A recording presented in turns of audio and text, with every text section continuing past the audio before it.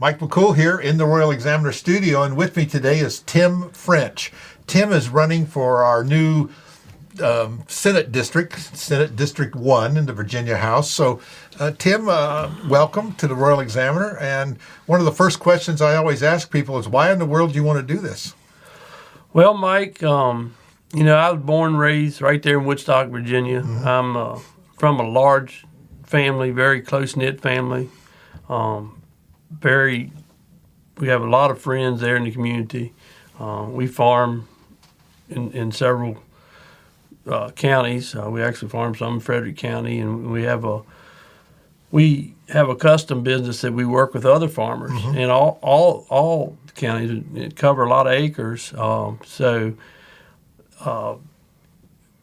But for 14 years, I was a field salesperson for Rockingham Co-op, mm-hmm. and this new district was my whole area. Sure. So, I got in and out of driveways and people's homes, helping them with decisions, agronomy, sure. And a lot of those people weren't full-time farmers. Right. Like myself at that time, I wasn't. I was off the farm getting some income, and I had the ability to work with a lot of different people.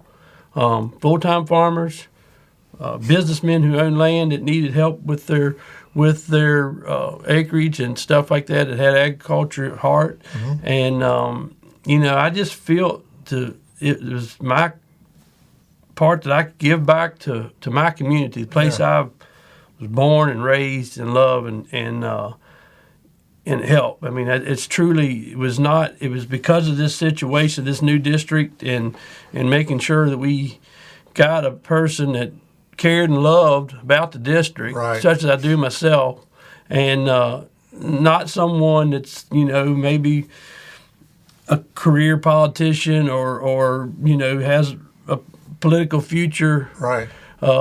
Plan. That's not been my plan in life. My plan in life was to live, work, play right here in the Shenandoah Valley, and I love it. So, Well, it sounds like part of your past experience sounds like you were a politician already. I mean, wheeling and dealing with agriculture and then doing the co-ops, that's like you got to get people to get along.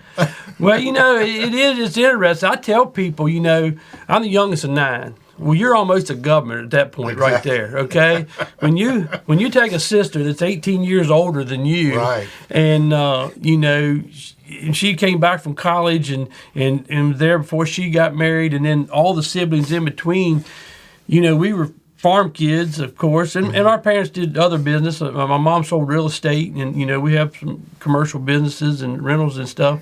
But if you're a chance to get out of the house after your chores were due, let's say to go with your older siblings to a basketball game or a football game sure. on a Friday night, you better learn how to make networking and do what you need to do to make sure you can get your accomplishments. I learned that early in life, Yeah. And then probably one of the more with my involvement with Shenandoah County Farm Bureau, I got a friend came to me when I was, I think, 23 years old and asked me to be on the board. And Farm Bureau is, a lot of people recognize it as insurance, sure. but it also has a federation sure, side, sure. which when you're a producer member, and it's about grassroots farming issues and property rights issues mm-hmm. and things that affect agriculture, of course. And you work together in your county to work on local issues. A lot of times we worked a lot with zoning and how to protect our open space there in Shenandoah County. Right. And then we got to work with other counties, and then you get within your district, and then you go to the state convention, and you take your issues, and you present them to the rest of the state, and you plead your case. It sounds just like what we do at the General Assembly, doesn't it? It really is. So, I'm a conservative. I'm a conservative farmer. Common sense, is what's got me to where I am today. Of course, I'm pro-life and pro-Second Amendment, and I'm for lower taxes. Sure. I want to be responsible for what we're doing. I don't know how many stories that most anybody could sit at this table and tell you, but we just see so much stuff bureaucratic stuff that's coming back from our federal government, of course, which we're not talking about a position with that, but from our state government. And, it even bleeds back into our locality some. And, I could think of many, but one here recently, because of the size of our farm, we're regulated with our nutrients, our manures, Sure. And we have to keep track of that. And, we take soil samples and all that to make sure we're doing our part, not overloading our soils to the point where it can't handle it and it runs off into the bay. And the state, they monitor that, Sure. which is a program that's set up for response, Sure. Be a responsible citizen. Absolutely, Right. And of course we want to do our part, and all farmers want to do their part. Right. They really do. When they know how and they can afford to, they do. But we were up for an inspection, and it was here a couple months ago, and because of this high path avian flu you may have heard of, that's causing our egg prices and stuff to go high. Then biosecurity reasons, of course, our state governments doesn't want to be out trancing around on this farm or that farm or whatever. Right. And but it was time for our renewal. So the suggestion was, could we meet off-site, maybe at a convenience store or something, and sign this paper to say that, we're up to compliance. Well, I don't think that's really what the program was set up. Right. But If you're going to inspect, we want you to come and inspect, right? So, and here's the thing.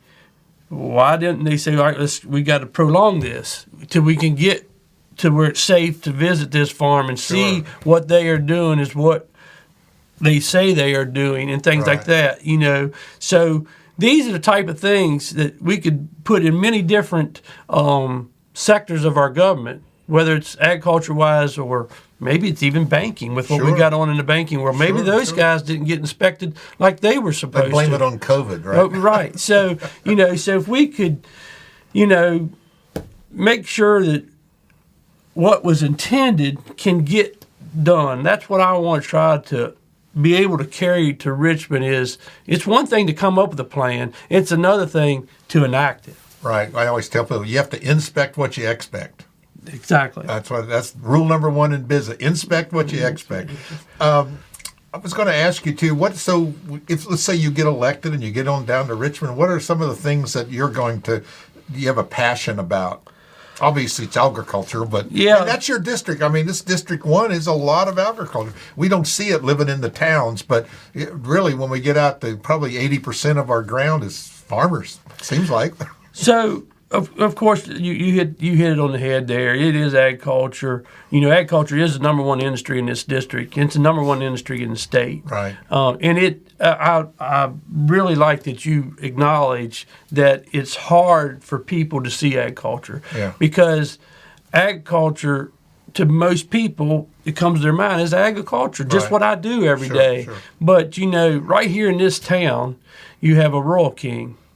And It's packed. it's packed. And I drive from Shenandoah County here to get good deals. Yeah. Okay? That's agriculture. Right. That's the industry. Right. And we can point to that in many different ways. So yes, agriculture is where I feel like I'm the strongest. Right. But let's talk about education. Our local schools mean the world to me, and the teachers and the everybody, the bus drivers, we see all these counties with problems hiring bus drivers. Sure. I know janitors, that are having to work extra because they can't get enough help. And I feel, to tell you my exact plan, how I'm going to get there, I can't tell you that. But I feel that we have got to employ respect and discipline in our schools. Mm-hmm. And our public schools need to be the champions. We need to be the best. And how we get there is going to be putting respect and discipline back in there. And of course, the discipline and respect is mainly encouraging the kids to live that way while they're in that building, okay? But that goes to everything. It goes to respecting the teachers from everywhere, respecting the bus drivers. We're putting these bus drivers on these buses out there, and they got to drive those buses safely, get those kids to and from school safely, That's a job right there in traffic today, which is another concern. But yet they got to keep these kids that have been allowed to run a ray Right. in their seat, and when they can't, well, I think that's the reason we have problems getting bus drivers. We got to support them people. Yeah. We gotta. Some people say, I don't have to put up with this. That's right. So you grew up and I grew up in the areas of if we got in trouble at school, we really got in trouble at home. And it didn't matter what it was. Even if we weren't guilty, if our name got mentioned, wham, the old man took care of the problem. I mean, yeah. Is that right? That's right. And in my case, you got the punishment that you deserve, plus you got extra work. Well, so it was double whammy. Yeah. So I always think about farmers. We really don't appreciate, I think, farmers because, like you say, you got to get up before school and do all that work. I noticed you have some dairy industry there going on, and cows don't wait to be milked. You know what I mean? No, they don't. I mean, of course, I mentioned, all my siblings and I, we were the milkers. We were my brothers and sisters. We milked before we went to school, and we milked after school. Yeah. My dad was a full-time farmer till my older sister decided it was time to go to college, and he realized to feed the 8 left at home and get her through college wasn't going to happen. So he couldn't grow enough crops. Huh? He couldn't. He didn't have enough cash. They wouldn't take milk for tuition at Bridgewater. No, that's not. But it's true. You mentioned things, and it's back. It really evolves back around family, and we have such a issue with family and mental illness. We got so many issues that can be addressed, and we all relate. We all want the state or the government to help us. A lot of that stuff just happens, in families and local, and I think we got to make sure we don't put up roadblocks to families to do things. And this is where I think our politicians come in. Are they using common sense, logic? Thinking about this, we always say they never have to abide by the rules they make because they'll make a rule for a farmer, but they're not a farmer. They don't know how a farmer works or whoever it is, business people. They'll make these rules and then all of a sudden they don't have to do them. And all of a sudden, I said I could tell the building department. I said, go down there and try to get a building permit. Well, most of those people that make those things and work there never get a building permit, but it's not as easy as they claim.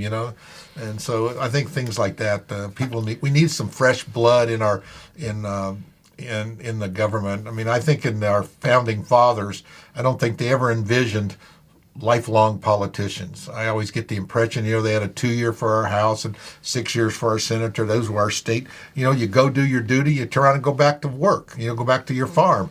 And we've turned into these people that have been there 30 and 40 and longer years. And there's pros and cons to that, but I'd like to see people come in and support our way of life. I think it's important. Get a little taste of it, get some fresh blood in there. We have a lot of fresh blood running in this district, by the way. I think it's good that we have such a broad, somebody like you, they're not all the same. I think that's great. Yeah, I'd like to, comment to a couple things you said there, and let's go back to, our communities. It's the world to me. I mean, I'm in it. Our farm is kind of unique. I don't know if you've driven through the town of Woodstock on Route 11, but our milking parlor is literally 2 blocks off Route 11. So when you're at the old courthouse in Woodstock, you're real close to milk being harvested every day. To go, every other day it leaves our farm and goes to become a nursing product for families, across this great commonwealth and stuff like that. And talking to, I have family members. We basically all live here. I mean, when we get together for Thanksgiving, I'm not talking about a crowd. I'm talking about over 100 to sit down, okay? And these are people that are teachers, pharmacists, farmers, School bus drivers. Absolutely. School bus driver. Did I say farmers? Yeah. We're very, very, very big into agriculture, but our mental system in this country is really hampering us. And these people need help. They need help. And the people that have to deal with them within our law enforcement agency, what they're dealing with mental health, is not what they were trained to do. Right.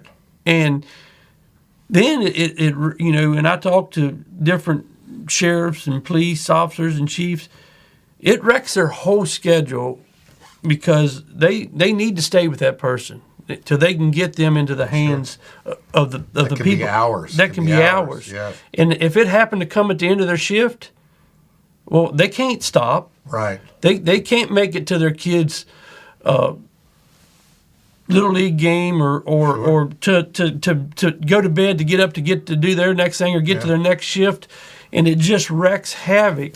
And we got to quit talking about these issues and get results back out to our communities and get professionals back to help these people that are dealing with these issues.